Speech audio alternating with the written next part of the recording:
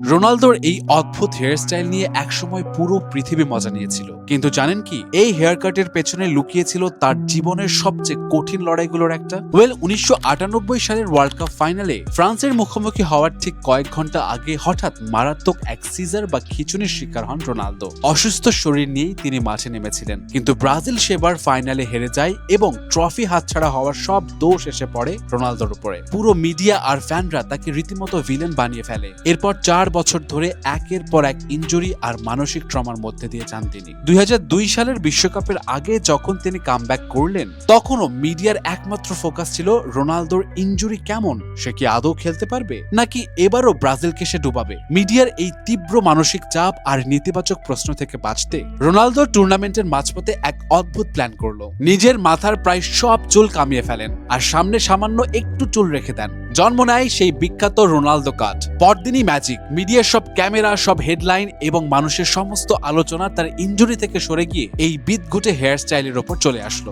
ব্যাস, রোনালদো নিজের ওপর থাকা চাপটা অনেকটাই তখন অন্যদিকে ঘুরিয়ে দিতে পেরেছিলেন। আর ঠিক এই চাপ মুক্ত হওয়ার কারণেই সেবার টুর্নামেন্টে 8টি গোল করে ব্রাজিলকে পাইয়ে দিলেন তাদের 5ম বিশ্বকাপ ট্রফি। অবশ্য রোনালদো পরে নিজেই স্বীকার করেছিলেন হেয়ার স্টাইলটা দেখতে জঘন্য ছিল, কিন্তু মিডিয়ার মুখ বন্ধ করতে এবং নিজের কামব্যাকের গল্পটা নতুন করে লিখতে এইটাই ছিল তার লাইফের অন্যতম সেরা প্ল্যান। তবে সবচেয়ে মজার ব্যাপার কি জানেন, মানুষ আজও এই অদ্ভুত হেয়ার স্টাইলটা মনে রেখেছে, কিন্তু তার থেকেও বেশি মনে রেখেছে একজন লেজেন্ডের ফিরে আসার গল্প।